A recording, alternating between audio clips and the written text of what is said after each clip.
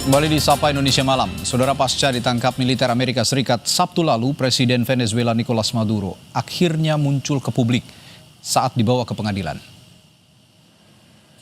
Senin pagi waktu New York, Amerika Serikat, petugas menggiring Nicolas Maduro dari pusat penahanan Brooklyn menggunakan helikopter. Ia dan istrinya, Silio Flores, dibawa ke pengadilan federal Manhattan, New York.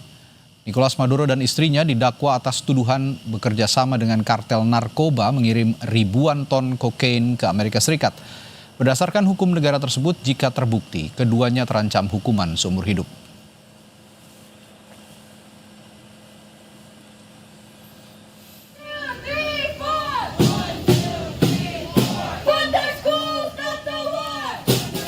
Sementara itu, sejumlah warga Amerika Serikat menggelar aksi protes atas penangkapan Presiden Venezuela Nicolas Maduro di luar pengadilan federal Manhattan, New York.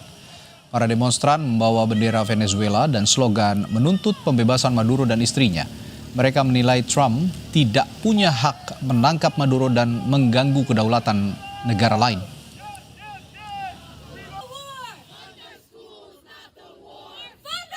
It is important to oppose the U.S.'s infringement on the sovereignty of Venezuela.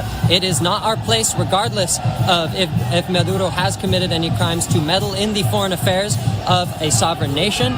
The destiny of Venezuela is for Venezuelans to decide, and it is not for U.S. hands to meddle with. Dan saudara, malam hari ini kita akan berbincang dengan warga negara Indonesia yang saat ini berada di New York, Amerika Serikat, Sonia Mikaela, terkait situasi di sana dan reaksi publik Amerika Serikat terhadap penangkapan Presiden Venezuela Nicolas Maduro. Selamat pagi waktu New York, Mbak Sonia. Selamat pagi waktu New York, Mas Adi, dan selamat malam waktu Indonesia. Baik, Mbak Sonia, pertama saya ingin tahu dulu reaksi warga negara Amerika Serikat di sana terhadap momen penangkapan Nicolas Maduro. Apa lebih banyak yang mengecam atau justru mendukung tindakan Presiden Donald Trump? Ya, baik Radi, tentu saja ini ada dua reaksi ya yang mendukung dan juga menolak terkait penangkapan Nicolas Maduro oleh Donald Trump, oleh pasukannya Donald Trump. Jadi tepat di hari Sabtu sekitar 3-4 jam setelah Maduro ditangkap di Venezuela, itu langsung ada gelombang protes di beberapa titik di New York. Salah satunya adalah di Times Square. Jadi gelombang protes itu mendesak agar Amerika Serikat segera melepaskan Maduro karena mereka berpendapat bahwa Maduro tidak bersalah. Begitu juga keesokan harinya, yaitu di hari Minggu, di depan Metropolitan Detention Center tempat Maduro ditahan, ini juga ada gelombang protes yang menyerukan hal yang sama. Tapi ada juga nih beberapa kelompok yang muncul yang mereka ini adalah warga Venezuela yang sudah tinggal di New York sebagai imigran. Ini juga mereka berterima kasih kepada Amerika karena telah menangkap Maduro. Seperti itu. Oke, jadi ada dua pendapat yang terbelah ya setidaknya. Tapi komunitasnya saya pikir lebih banyak yang menentang sepertinya ya, begitu ya, Mbak Sonia ya? Iya. Oke. Nah, kalau itu tadi secara umum gambaran tentang sikap warga negara Amerika Serikat. Tapi saya juga ingin menanyakan, komunitas Hispanik di Amerika Serikat kan sangat banyak. Di New York juga begitu sepertinya. Saya akan lebih spesifik. Bagaimana komunitas Hispanik juga menanggapi insiden ini ataupun penangkapan Nicolas Maduro oleh Amerika Serikat ini? Kemarin saya sempat menyambangi pengadilan yang ada di New York, di mana Maduro dibawa ke pengadilan tersebut sekitar jam 12 siang. Di situ juga banyak sekali warga Venezuela yang hadir. Ini juga terbelah menjadi dua kelompok. Ada warga Venezuela dan juga aktivis Amerika Serikat, aktivis New York, anak muda New York yang mereka meminta Maduro untuk dilepaskan. Tetapi warga Venezuela yang memang sudah lama tinggal di New York ini, mereka berterima kasih kepada Trump bahwa akhirnya Amerika bisa menangkap Maduro karena mereka melihat Venezuela saat ini memang sangat terpuruk di bawah kepemimpinan Maduro, seperti itu. Ada dua suara yang terpecah begitu ya kira-kira dalam momen penangkapan Nicolas Maduro. Dan memang benar protesnya ini, demonya ini memang depan belakang. Jadi Depan ada di belakang. satu momen bahwa mereka itu saut-sautan, jadi kayak Oke. balas teriakan seperti itu. Tapi sejauh ini bagaimana kondisi di New York? Masih kondusif dengan adanya aksi unjuk rasa yang cukup besar di sana dengan dua kubu tadi? Sangat-sangat kondusif, tidak Oke. ada pembatasan jalan, tidak ada pembatasan aktivitas. Jadi masyarakat, warga masih beraktivitas dan bekerja seperti biasa. Oke. Mungkin saya ingin lebih detail bertanya soal pendukung Nicolas Maduro ya, warga negara Amerika Serikat yang turunan Venezuela yang mendukung Nicolas Maduro. Apa alasan mereka mendukung sebenarnya? Maksudnya Mereka mendukung penangkapan apa alasannya? mendukung penangkapan karena mereka pun keluar dari Venezuela ini, merasa karena mereka tidak tidak bisa mendapatkan kesempatan Oke. bekerja dengan baik, lalu mata uang juga jatuh, ekonomi terpuruk. Jadi mereka dan mostly mereka ini kan pasti akan bergeser masuk ke wilayah Amerika, salah satunya New York, di mana New York ini kan adalah melting pot dari Oke. berbagai warga negara, khususnya juga Hispanik banyak sekali di sini.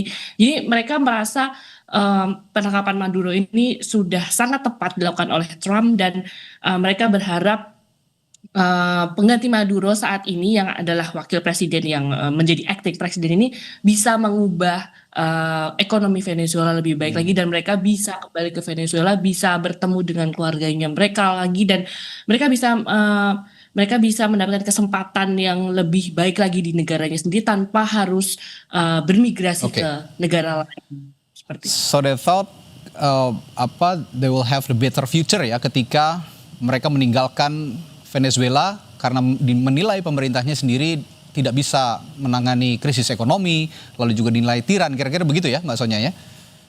Iya, dan mereka juga beberapa kemarin di depan pengadilan juga mereka membawa poster yang menyebut bahwa Maduro ini adalah diktator, dan juga mereka juga menyebutkan bahwa minyak kita itu banyak, jadi kalian tuh nggak usah khawatir kayak Oke. gitu. Jadi mereka mendukung Trump dan pemerintahan Amerika Serikat untuk segera mengadili Maduro. Oke. Senin kemarin itu persidangan Maduro kan dimulai ya.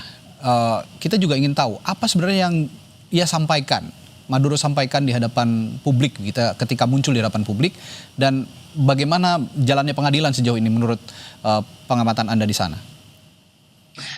Sekitar pukul 10 pagi kemarin, Senin ya, waktu New York itu Maduro dibawa dari detention center di daerah Brooklyn untuk menuju ke court di Manhattan, di downtown Manhattan, itu sekitar pukul 11 pagi kalau saya Oke. tidak salah ingat. Lalu jadi sejak pagi hari ini warga ini sudah berkumpul di pengadilan, di depan pengadilan, karena memang di bagian depan itu sudah dijaga polisi, jadi kami hanya bisa melihat dari seberang. Itu memang Maduro mengaku bahwa dirinya tidak bersalah dengan apa yang sudah dituduhkan Trump dan juga dituduhkan pemerintahan Amerika Serikat selama ini. Dia dan istrinya Celia Flores itu hadir di pengadilan untuk first hearing, tapi dia juga menegaskan bahwa dia tidak bersalah, dan kalau saya tidak salah nanti ada persidangan kedua adalah sekitar bulan Maret. Jadi selama menunggu persidangan ini, Maduro ini akan ditahan di detention center Oke. yang ada di Brooklyn. Seperti Ya, terakhir ini menarik pertanyaan saya yang terakhir ini. Gara-gara penangkapan Nicolas Maduro ini dan upaya dalam tanda kutip pencaplokan Venezuela oleh Amerika Serikat, banyak negara lain akhirnya sekarang ketar-ketir, agak-agak takut juga nih melihat aksinya Donald Trump. Yang saya lihat Kolombia, Kuba, lalu konon juga Greenland disebut oleh Donald Trump, lalu juga ada Denmark juga yang mengaku ketakutan. Nah, kira-kira dengan adanya kekhawatiran itu, bagaimana editorial media-media di Amerika Serikat dan juga reaksi publik terhadap pernyataan Trump yang memberikan dalam tanda kutip ancaman mungkin untuk negara lain? Reaksi publik ini dan juga pemberitaan media ini juga beragam ya, bahwa Oke. kita tahu bahwa kita sebut saja Kolombia karena memang lagi kemarin Trump juga sempat mengeluarkan ancaman terhadap Presiden Kolombia Gustavo Petro ini. Yes. cukup menarik karena Kolombia ini adalah salah satu negara pendukung Palestina, di mana kita tahu sekarang posisinya Amerika selalu bersama Israel Yes. untuk menyerang Gaza seperti itu ya. Jadi kubu ini juga terbelah kayak ada yang oke, ayo segera serang Kolombia, atau satu kubu lagi juga yang menolak dan menentang apapun yang dilakukan oleh Trump gitu. Kita juga tahu bahwa visa dari Presiden Kolombia ini juga sudah sempat dicabut oleh Trump karena Gustavo Petro ini sempat ikut aksi solidaritas Palestina waktu sidang Majelis Umum PBB di waktu September 2025. Itu dia sempat ikut aksi solidaritas Palestina di depan gedung PBB. Jadi Baik. memang tensi mereka berdua ini sudah cukup panas ya dari sejak isu Palestina mencuat seperti itu. Oke, baik. Terima kasih, banyak sekali informasi yang disampaikan oleh Anda, Mbak Sonya. Nanti kita tunggu ke depannya bagaimana. Seperti ini memang menyedot banyak perhatian, termasuk di Indonesia juga sangat menjadi pembicaraan karena sedikit banyak sepertinya akan punya dampak juga bagi Indonesia yang saat ini juga punya posisi masih dalam kondisi netral begitu ya, dan menyikapi sikap dari Amerika Serikat ini. Terima kasih sekali lagi warga negara Indonesia di New York, Amerika Serikat, Sonya Mikaela telah berbagi informasinya di Sapa Indonesia Malam. Sampai jumpa lagi, selamat pagi waktu New York.